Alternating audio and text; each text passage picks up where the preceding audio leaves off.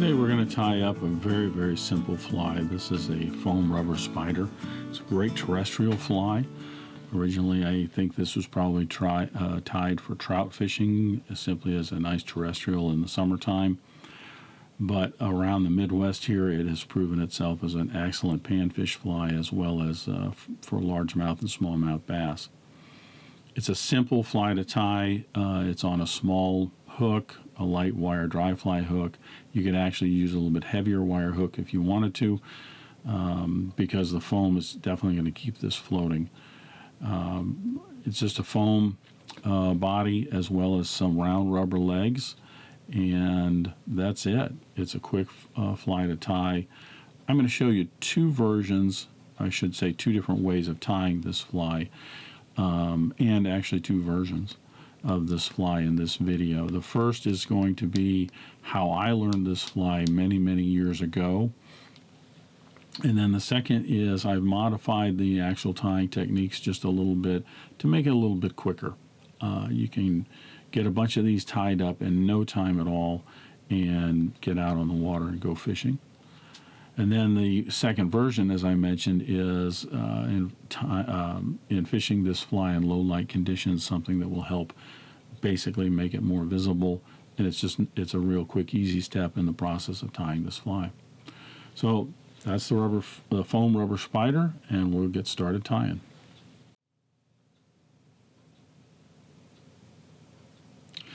As I mentioned before, the first rubber spider I'm going to tie here is going to be tied as I was taught many years ago how to tie this fly. It doesn't necessarily have to be this way, and that's what the second part of this video is going to show you. But this is a Mustad 33903 hook. It is, as you can see, a kinked shank hook. It has a front kink to it and a back kink. There's a lot of hooks out on the market these days that are kinked, but they only have one hump or one kink right about in the middle. This hook came about because years ago, when people were tying, started to tie balsa and cork poppers, the thread and the glue and everything would break loose on the hook, and the popper heads would start to rotate around the hook shank. So they started to develop kink-shanked hooks so that they would get in the way and it would keep it from rotating around. As I mentioned, this is the way that I was taught how to tie this fly. So we're going to start with the Mustad 33903. I'm using a Danville FlyMasters Plus in black for the thread on this. You could use any heavier thread that you want to use, a 3/0 or 210 denier or something like that. I wouldn't use a small thread like a 70 denier or a 6/0, simply because the thread can cut through the foam bodies if you're not careful.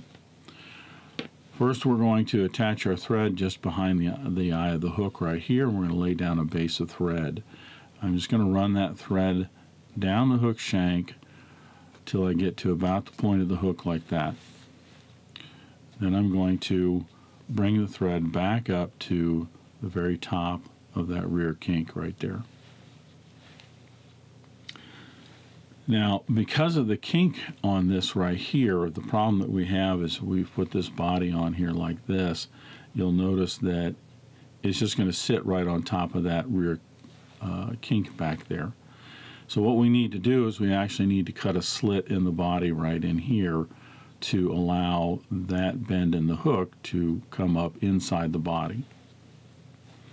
So I'm just going to take a regular straight razor right here and just cut a small slit right into the middle of the body.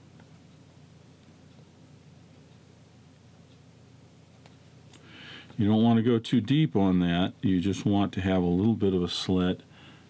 I don't know if you can see that there, but there's just a small slice right in the middle of the body there.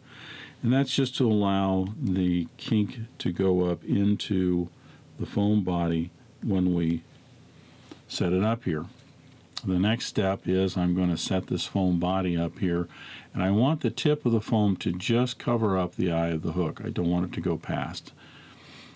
I'm going to set it up here, and I'm going to scooch it down like this just to get that kink up inside of the foam, and as you can see, that has accomplished what we want.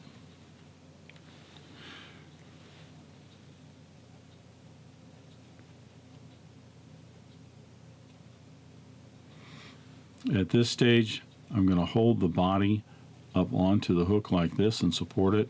I'm going to take my thread, I'm going to put 2 wraps of thread right around the foam and the hook, and then I'm going to pull straight down on the thread.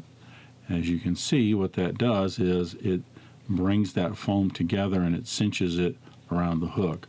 Put in an extra wrap just for a little good measure. Then I've got my rubber legs, and these are just a round rubber leg. They come in a whole ribbon like this. I've cut these, I pre-cut these to 2 inches long. What I'm going to do is I'm going to split these up, and I'm going to take one set of legs like this, and about where the midpoint is, I'm going to set that right on top of the spider body. I'm going to take 2 wraps of thread right around, and I'm just going to pull that in just a little bit. I don't want to pull that in real tight, and I'll explain why in just a moment.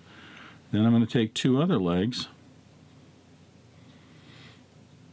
and I'm going to do the same thing, because our spider has 8 legs, so I need to tie 4 of these in, and when I tie them in and cinch them down a little bit, they become 8, as you can see. If needed, if one leg is longer than the other or one side's a little longer, you can pull these and stretch them a little bit, try and even them up. I wouldn't get too caught up in making certain they're just perfect and even. At this point, as you can see, I have all the legs tied in right on top of the back of the spider. I need to move my thread up to the eye of the hook at this point. So I'm going to fold the foam back as well as those legs and take my thread and wrap it right up the hook shank to behind the eye of the hook. The reason that I had this tip of the foam body just sticking over the eye is at this stage I'm just going to take my thread and just go right around the very tip, catching the tip of that foam. If needed, spin your bobbin counterclockwise, and that will put a reverse twist in this, and then when you bring it up, you'll see that your thread will not jump off to the front of the hook. Anyway, I'm just going to grab the tip of that and put in a few wraps to bind that in. At this stage, I'm going to go ahead and put in my half hitch or whip finish if you want, and I can cut the thread off. I don't need the thread anymore. The next step is to get all these legs on the sides, and as you can see, I have basically 4 strips of rubber that run down underneath the thread and back up. So what I want to do is grab the front and the rear of one piece of rubber like this, and I'm going to do the same to the next one, and I'm going to catch those together in one hand. I'll grab the front and rear of the others, and I'm just going to stretch them out and slide them to the sides. Stretching them out thins that rubber underneath those thread wraps, and it helps in just letting it slide out to the side real easy. As you can see, I have my legs just right on the side of the bug there, and that's exactly where I want them to be. At this stage, if for some reason you have some legs that got stretched like this and they went underneath the body or something like that, there's no glue or anything at this point, so we can simply grab those, stretch them a little, and slide them back up to where they need to be. At this point, I'm going to go ahead and put some head cement on this. I'm going to put just a half a drop right behind the eye of the hook. I'm going to put a drop or so right across the back. And that's just to protect those thread wraps that go around the rubber legs. And then I'm going to put a drop right on the underside. And that is just to soak in into the threads and then help adhere the foam to the thread wraps. So that's the rubber spider. Very, very quick tie. This even the I don't want to say traditional, but the way that I was taught, it is a very, very quick fly to tie. It takes about 2 minutes to tie this fly. If you have your legs pre-cut and you've got the bodies laid out and everything, so where you can just pick up materials, put them in, and tie them in, you can have a half dozen, dozen of these done in no time at all. So what I want to do now is go ahead and show you the way that I tie these up, which is even a little bit quicker. It's just a little bit more efficient.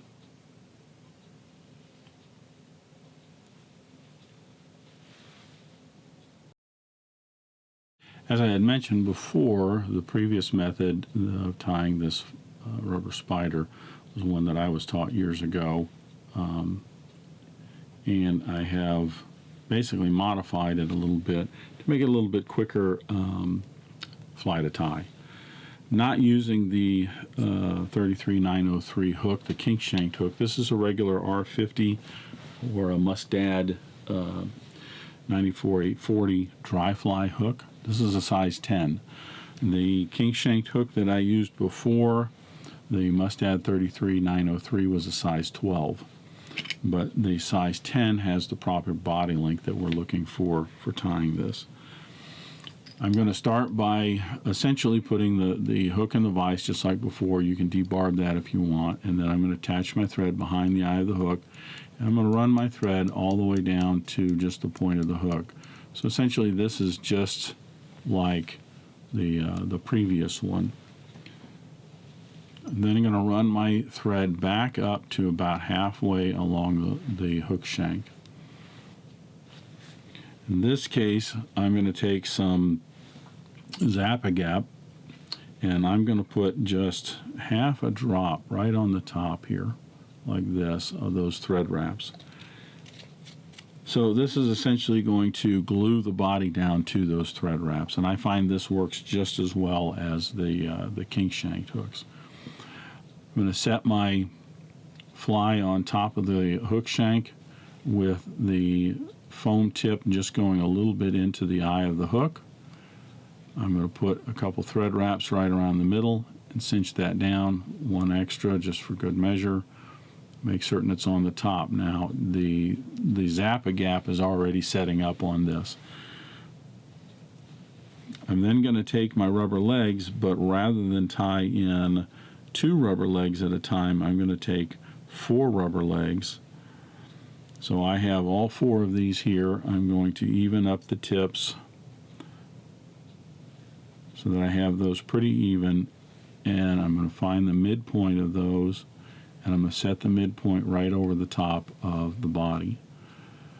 Then I'm going to put a couple 3 wraps in there, just binding those in a little bit. You want to be careful not to pull down real tight on these, as you can see, because the legs tend to stick more out perpendicular instead of out to the sides. Especially when you slide these out to the sides like this, you'll see that they almost come straight out, and they're not quite out to the sides as much. So you want to be careful when you're tying those legs in. I'll go back to where I had it, like this. You don't want to really cinch those down. You want to put a couple thread wraps in and just snug that down a little bit, so you still should have those splayed out at a good distance. Then it's just like before, we're going to fold the foam in the legs back to get our thread up behind the eye of the hook.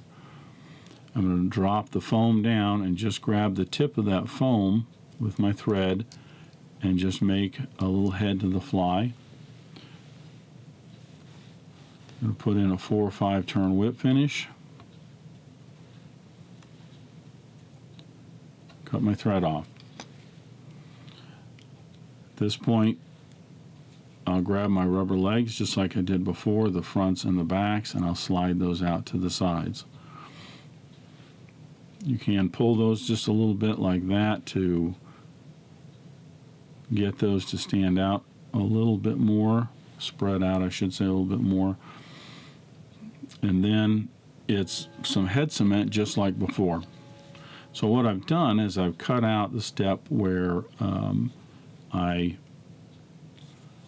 put a slit into the foam, because I'm not using the kink shanked hook, I just put a little bit of Zap-A-Gap on those threads to bind that foam to the threads and to the hook, and then I tie all 4 legs in at once. Just makes it a little bit quicker. If I have all of these out, meaning I've got my legs pre-cut so I don't have to trim those afterward or anything, and I have the bodies all set out, I can crank one of these out in about a minute and a half. Now it's up to you. You could certainly do it the way the first portion of this video showed. I don't know that it's necessarily a more traditional way if you're wanting to be more traditional, but this is a little bit quicker for me, and it works just as well. If I'm going to go out fishing stream and or pond around here for panfish, I'm going to have a dozen of these things. If this breaks away from the hook shank and starts to rotate a little bit or gets too torn up, I just put it in my box, grab another one, and just keep going. I would rather skip a step here or modify a step there so that I can get a dozen of these easily cranked out in a half an hour and then get out fishing, as opposed to, you know, taking 45 minutes to tie up a dozen of them, which is kind of splitting hairs, I understand, but that's how fly tying goes. So that's the second version of the rubber spider. I have one more modification I want to show you. As I mentioned before, I have a modification to the rubber spider that I make, and that is if I'm fishing this, often it's in the evening as the sun goes down and even sets and twilight comes along, it can be kind of hard to see these rubber spiders out there as the light gets low. And this is a black rubber spider. You could tie this in a white body or a red body or green body or orange body if you want, just to make it more visible if you want. I like the black. They're pretty basic and simple, but rather than that, what I'll do is actually tie in a little indicator. So I take some 2mm foam, I'll cut it into thin strips. The strips are about as wide as the body. You can make them a little bit smaller if you want, and then cut them into little squares. At this point, after I have the body cinched down to the hook, I'm going to take this little indicator and I'm just going to put it right on top. Couple of wraps right around, cinch that down to the fly. And now I have a nice little indicator on top of the rubber spider, so that when I'm out fishing, I can tie one of these on and I can see it much easier. A few wraps to get my rubber legs in, fold the front back, run my thread right up to behind the eye of the hook, tie in the nose,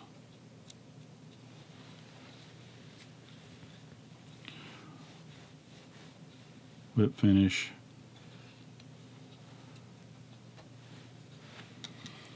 I'm going to take the legs just like before, collect those and slide them out to the sides. Make certain that they're actually on the side of the fly. And then a little bit of head cement. I'm just going to put a little bit of head cement on the sides right here, underneath, and then right behind the eye of the hook, just half a drop. Be careful with the super glue if you are going to go that route where you super glue the thread, because if you get too much on there, one, the body will end up sticking to your fingers as you're tying this, and two, you can get kind of a white coating on the underside. I don't think it affects the fishability of this, but just a heads up. So that's the other version of the rubber spider that I tie just for lower light conditions. You can change it up. Instead of yellow, you could have an orange or a chartreuse or something like that if you want. But it just helps this fly show up a little bit better in the low light conditions.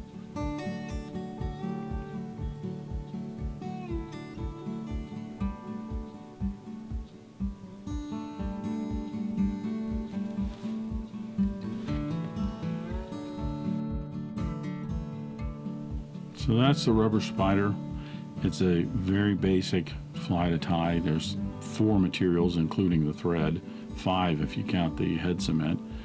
It's a great little terrestrial bug. It's good on trout streams. I've caught a number of trout in the hot summer days when you're casting terrestrials around.